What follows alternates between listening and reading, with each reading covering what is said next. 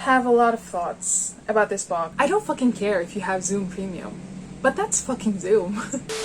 Hello again, friends and strangers. I know it has been a long while. The past months have been pretty hectic and, must I say, interesting for me. I've been terribly busy for the most part and can only squeeze a bit of reading time in between. I also haven't been the best and most consistent when it comes to putting out content. If you've noticed, I've only been doing lives after a few months, but that's just me trying to get back into the groove of doing booktube. Anyway, for this video, I'm going to do a recap of the books that I've read from April to July. So I'll try to breeze through these books as fast as I can. For April, I've read a total of 3 books, which is pretty oof for me, but at least I got to read a few for that month. For the month of May, I was able to read a total of 5 books. For June, I was able to read 4 books. Then for July, I read 4 books again. Starting with April, I read George Orwell's 1984. I gave this book 2.5 stars. I definitely felt like it could have just been a short story instead of like it being a full length novel, and it would still get its message across even though it's a short story. Next was Dig by A.S. King. I absolutely love this book. It was a 5-star read for me. I remember it being such an unsettling yet truly unforgettable book that talks about race and generational trauma told from different point of views. Then the last book I read for April was The Night Shift by Alex Finlay. So I gave this book 3 stars. The twists weren't mind-blowing, but still a pretty entertaining read for me, especially when listened to using audiobook. It has different levels, which made for a serious read, like the last survivor of a brutal murder, then there's the brother of a murder suspect, and then there's the FBI agent that is trying to figure out the mystery of both the past and the present murders. Moving on to my May reads. The first book I read for that month was Jade War by Fonda Lee. I buddy read this with Pam from This Book Belongs to Pam, and we were absolutely floored by the whole series. I think Jade War was my favorite among the 3 books though. Jade War was just pure pain and suffering, and I would definitely read it again. I would definitely subject myself to that pain again. If you've been seeing people talk about the Green Bone Saga recently, take this as a sign to finally pick the Green Bone Saga up. I tell you, it's worth it. After reading Jade War, which is the second book in the series, like any mood reader, I started a different book instead of reading the third and last book. I read The Last House on Needless Street by Katrina Ward. I gave this book 3 stars. It was definitely not a palate cleanser because of how heavy this story turned out to be. It was shelved as horror, thriller, and mystery, and while I do get why they would be shelved that way, it doesn't say much about what the book will actually be. It is definitely mysterious and also had like a bit of fantastical bits to it, which added to the curious element of mistrust and this sense of, is this real or is this all in this person's head? Trigger warning though for dissociative identity disorder and murder. And after that, I finally picked up Jade Legacy by Miss Fonda Lee. The last book in the series, I gave this book 4.5 stars. Looking back at my 1-sentence review on Goodreads, which just says, yeah, I survived Jade Legacy, but at what cost? Crying emoji face. I think this perfectly sums up the reading experience. Jade Legacy just had this like looming realization and denial of what's to come in the very end of the story. Because when you read it and you want to be realistic, there won't be many options or paths on how it's going to end. So I was just in constant denial up to the very last chapters. So again, please, if you haven't read this yet, please, it's the time to do so. Please, I beg you. Then the next book I read was After the Inquiry by Jolene Tan. It's one of those books that has been on my shelf for quite a while now. I give this book 4 stars. After the Inquiry is an exploration of what it means to seek justice and how being part of a bureaucratic system that has its own world of like work, politics, and corruption, where people mostly care about climbing the ranks and making a name for themselves. The writing took some time for me to get used to. The plot picks up around the halfway mark, but this book I'll certainly always remember when I see news about bureaucratic corruption and injustice. This is something that I would think about, like, oh yeah, this is similar to After the Inquiry. After that, I read The Most Beautiful Moment in Life, The Notes 1. So this is an accompanying book of the Most Beautiful Moment in Life era of BTS, also known as Hwa Hyung Yeon Hwa. So this era was my favorite since the whole Bangtan universe was so expansive and super creatively done. The Notes 1 added more depth to the whole story and each of the characters and each of the band members. The writing is simplistic and the journal entries seem like they're all written by one person, even though it's from the perspective of the different band members. But that's me as a reader talking, but as a BTS ARMY, been a fan for years, I absolutely loved it. Just knowing how some time loops would end and would start again. This book really hits hard since there is added context and just details that you can't simply see just by watching the music videos and the reels. So if you're a Hwa Hyung Yeon ho like me, or just starting to get into BTS, I highly recommend watching the music videos and the reels first in the Bangtan universe, and then read the Save Me webtoon as a prelude to reading the Notes 1 and 2. So additionally, there are a lot of trigger and content warnings for this book, as each character go through really tough stuff and mental health issues, so please do tread lightly before getting into this. Moving to the month of June, the first book that I read was 4 Aunties and a Wedding by Jessie Q Sutanto. This was one of my highly anticipated reads for 2022, and it turned out to be my most disappointing of the year so far. That made me actually really sad because I absolutely loved Dial A for Aunties. The characters that I adored in the first book are just exasperating and were like extra exaggerated in this book. This just wasn't it. Like, it didn't work out for me. Next on my read list for the month of June was The Club by Ellery Lloyd. So I neither loved or hated this book. It had a wide set of characters with different backstories, regrets, and motives for revenge and murder. I guess it all boiled down to like having expectations for a book with a very interesting premise, which is an exclusive and luxurious private club for the ultra elite, and then a murder happens. This book played out more like a mystery drama because of the focus on the characters' backstories, instead of like it being super duper action packed. It was still an enjoyable read because it had a really nice payoff in the end. So I gave this book 3 stars. Then the next book I read was The Little Prince. So this is a really famous, even back when I was just starting to get into books, and I see why it is such a classic favorite. It's pretty simple and imaginative, and it packs a lot of lessons in such a short book. I'm going to be honest and say that I was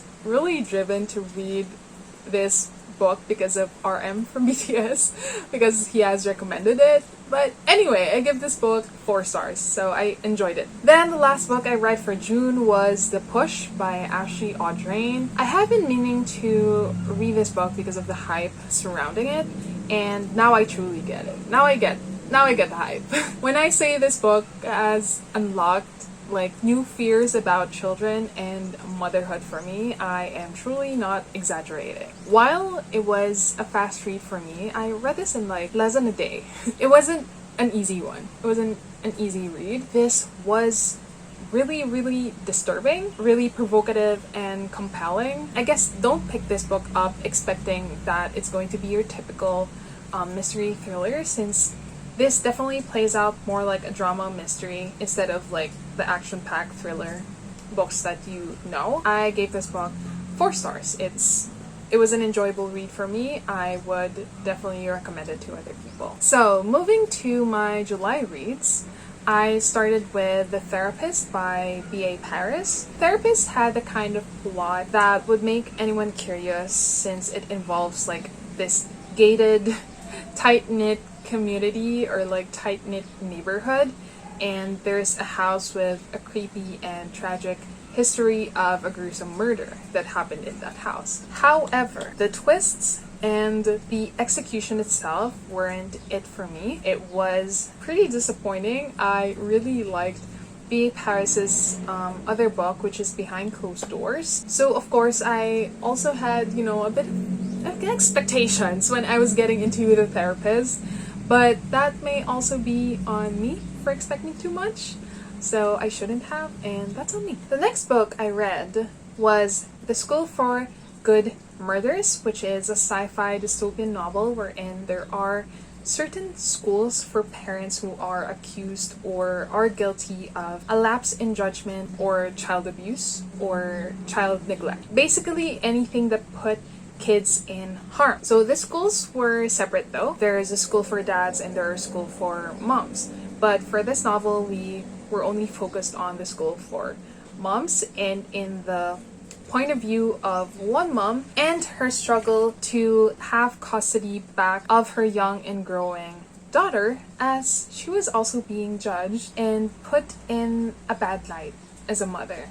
So it was so aggravating and stressful to read because I feel for our main character. Like, I'm not a mom, but it was easy to empathize with her because after all, she's just human. She may be a mother, but she's also just human, which is why she did those things and which is why she was brought to this school for good mothers. I gave this book 3 stars. It was okay. It was still entertaining. The next book I read is Sulari Gentile's The Woman and the Library. So I can confidently say that this mystery novel is so meta in the sense that it is a book about books, which I truly love about it. So despite having a similar vein of execution with the author's other work, which is When She Wrote Him, I'm glad that this didn't completely disappoint me. So I wanted to give like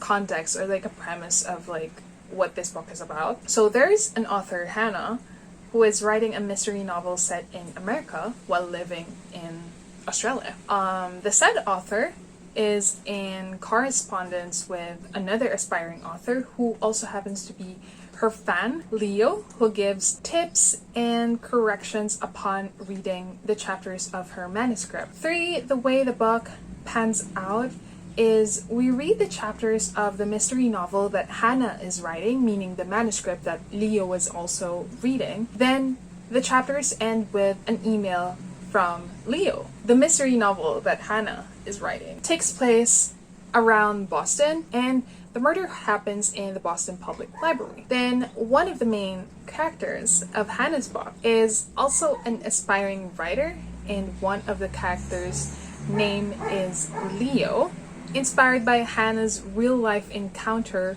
with her pen pal. So this makes it so meta for me because it's a book about an aspiring writer. Reading this alone may make it sound confusing for you, but upon reading it, I promise you it's not. The way the chapters of Hannah's draft is in her manuscript and the email exchange with Leo and how these two are still connected made for a very interesting read. It was messed up but totally not confusing. It's not confusing at all. I can't confirm the accuracy of the American details though in the book, because Hannah is supposed to be Australian and Leo would correct her manuscript about details about America, so I can't vouch for that.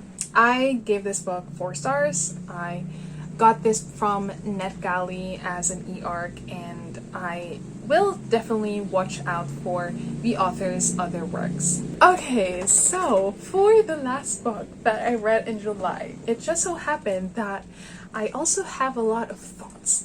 I also have a lot of feelings about this book, and it's The Portrait of a Thief by Gracie Lee. And I have been thinking if I am going to create a standalone like review for this, but I'm just going to include it here because I just might run out of motivation in terms of like filming it. I have a lot of thoughts about this book, and I've been very excited about it because I haven't read any heist novel written by an Asian American with like Chinese diaspora characters. So I guess the only thing I liked about The Portrait of a Thief is the premise of taking back stolen Chinese art by Western museums. I don't want to use the words wrongly promoted, but the way that it was boosted as Ocean's 11 meets The Farewell didn't give much room for managing readers' expectations. Okay, the heist plot. The heist plot was fucking ridiculous. Redonkulous. Why? The so-called ragtag team isn't even much of a team. To pull off a heist, and while I'm not an expert, and I've also only watched movies and TV shows, I think you have to build trust and camaraderie to be able to pull off a heist as a team. But this team didn't have that. There were some redeeming qualities towards the end, but that's towards the end. Another is that the way this group went about the heist is utterly stupid and badonkers. Absolutely badonkers. Watching heist films to like take notes of what they should do on this like international heist, and then meeting via Zoom to discuss the said heist. Zoom, of all places. I don't fucking care if you have Zoom Premium, but that's fucking Zoom. You'd think that it's a given for this team to meet in like a more secluded and more secured place, but no, online is where it's at. The cherry on top for me is that they were planning their heist using Google Docs. Google Docs. Let that sink in. Google Docs, Zoom, watching heist films. Another thing is that I guess realizing now, I guess it's also wrong for me to expect too much from like Ivy League students and alumni. So on one hand, they are products of Ivy League schools. On the other hand, they're still college students / 20-something youngins. So I guess that was wrong with me. That's on me, I guess. Another thing that made this heist plot ridiculous was that sometimes they do things right, like they do encrypted calls and fake IDs, but a lot of times there are just glaring mistakes, like crossing the country with their stolen art. They pass by the airport, and using public Wi-Fi to do illegal stuff. I don't know. I mean, I'm not a tech expert, but I don't think that's something that you should do, or especially if you're also unsure yourself. I don't know. I definitely have more things to rant about this book, but the in-your-face critique of like Western colonialism and the realization and reflections of each protagonist on the Chinese American diaspora experience are what made me want to power through and really finish this book. I guess if it was packaged as or boosted as a literary fiction novel instead of like a mystery novel, I wouldn't be as disappointed because I know what to expect. While the characters have their own personalities, the way that their perspectives were written, it's hard to like point them out. It was only easy to point them out because the chapters have their names on it. But if there were no names, I would just assume that it was said by one character. It would be so fucking confusing because like they all speak the same. I understand that like they have different motives, they have different motivations to join the heist, but like at the heart of it, it's their collective want to take back what rightfully belongs to China. That's their only common ground, and even when they were explaining it, they all sound the same. So anyway, enough of that. If you are going to read this book, do not expect it to be action-packed. Do not expect it to be focusing on the technicalities of the heist. Jump in thinking that it's going to be a literary novel. And that's it, friends and strangers. For all the books that I've read from April to July, that's a total of 16 books. And I had to lump them in one video because my motivation to go back full-time to doing booktube is not back yet. It's not with me yet, so I'm really trying. Thank you for sticking with me up to this point, and if you have read some of these books and want to share your thoughts, feel free to do so below in the comment section. I would love to read them. I would love to converse with you about these books. As always, I will see you on my next video. Bye bye.